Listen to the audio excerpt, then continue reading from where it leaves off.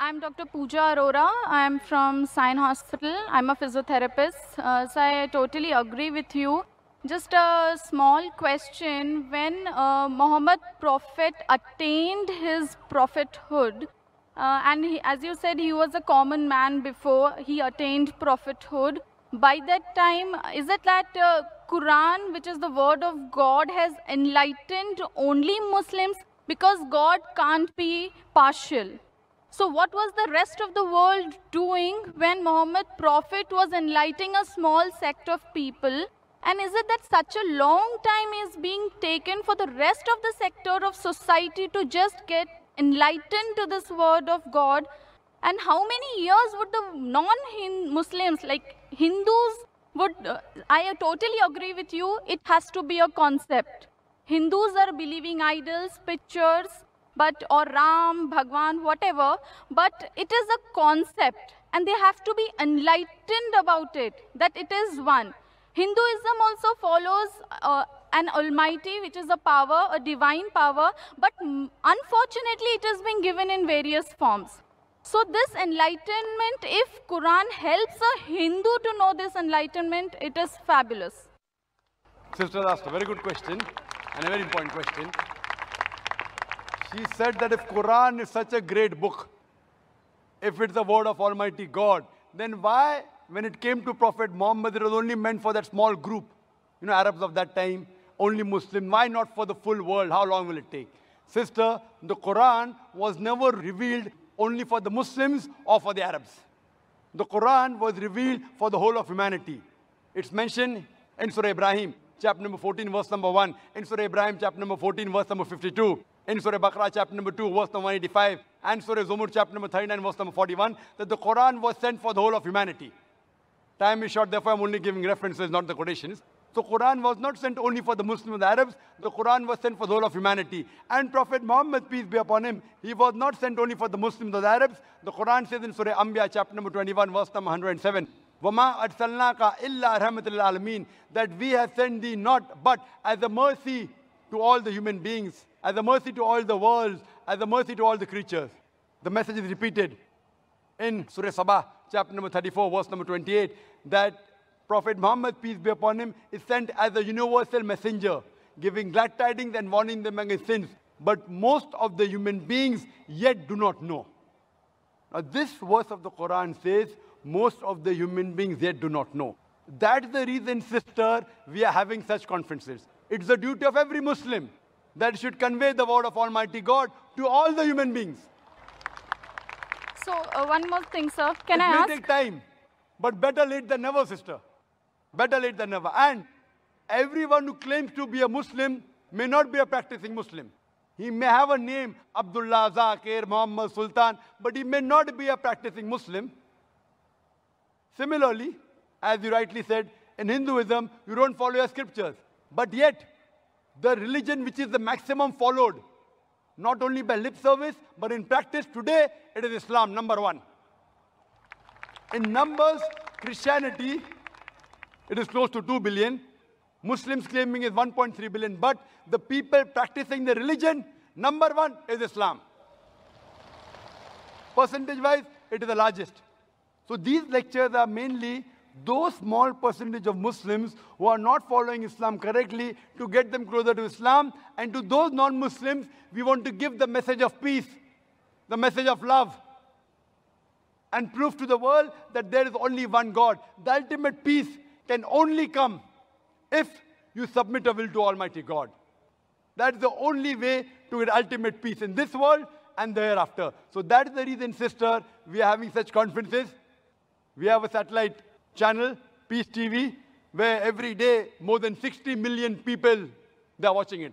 So at least on the day of judgment, we can give shahada to Allah subhanahu wa ta'ala. Ya Rab, we did our best, whatever we could. We at least gave the message every day at least to 60 million people. And today, the message has even reached you, sister. So tomorrow, on the day of judgment, I can tell to Almighty God, I gave the message to the sister. Whether you accept or not is in your hand, sister. I just want to add, can I?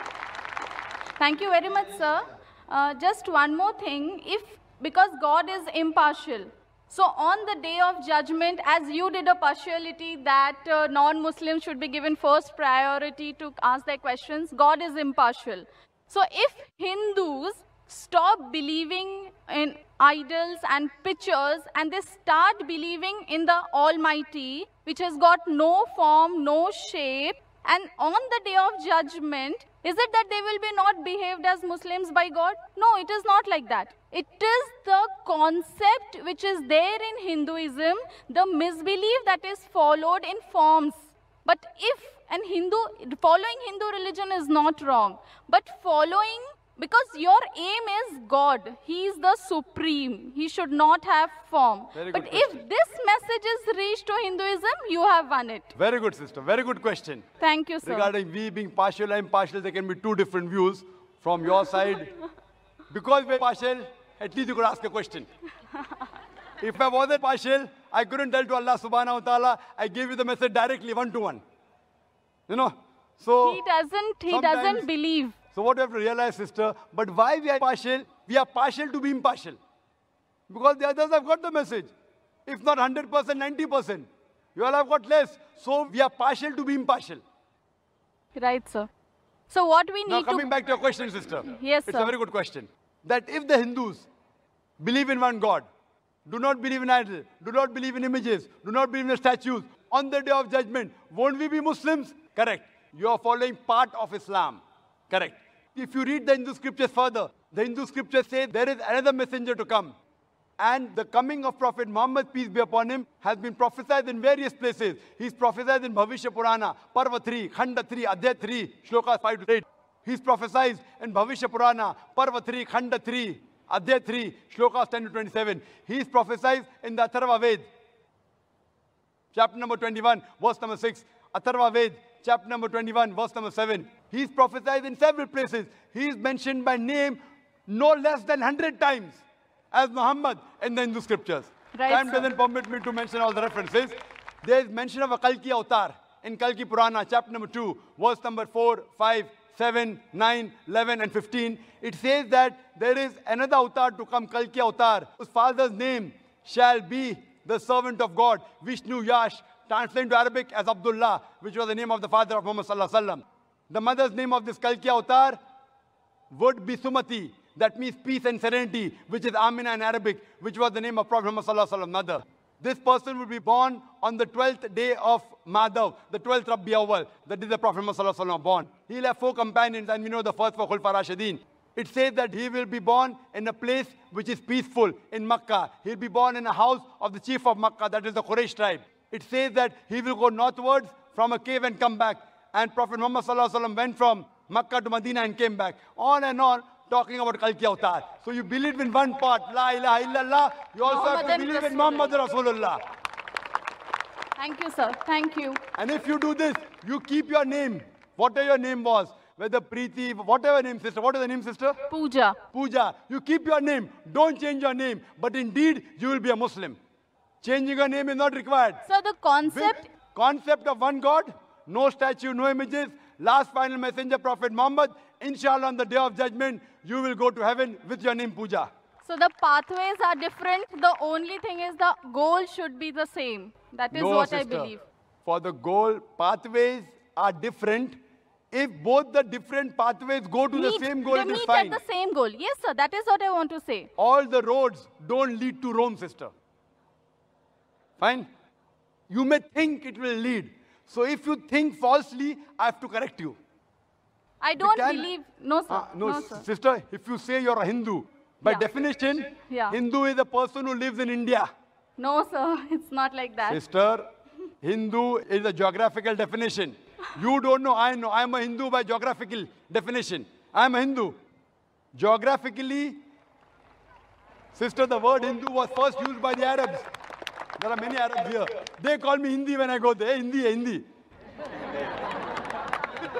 They tell I'm a Hindu. The word Hindu was first used by the Arabs when they came to India. It was also used by the Persians to describe the people who lived in India. So geographically I'm a Hindu, but if you tell me religiously, Hindu is a misnomer. Swami Vivekananda said, the right term is a Vedantist. You should follow the Vedas. So as far as you follow the right things in the way that believe in one God and believing in Prophet Muhammad sallallahu alaihi wasallam, by deed you are a Muslim. So the religion can't be powerful. The ultimate power is Allah. Correct. Right? I agree with you. Ultimate power is God. And the religion of God, and the religion of God is the ultimate religion.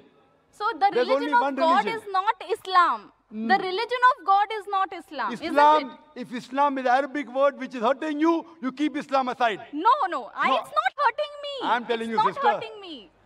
If it's not hurting you, nobody. No, sir. It is a Pak word in itself. How it can hurt anybody? At least not an educated girl. MashaAllah, you're an educated girl, sister. Yes. Thank you so much. Thank you, Sister, sir. Islam means submitting your will to God. So if Islam is a problem, keep Islam aside, but submit your will to God. Allah says in the Quran in Surah Al-Imran chapter 3 verse number 19, Inna Dina Indallahi Islam, the only religion, the only way of life accepted in the sight of Allah is submitting our will to Almighty God.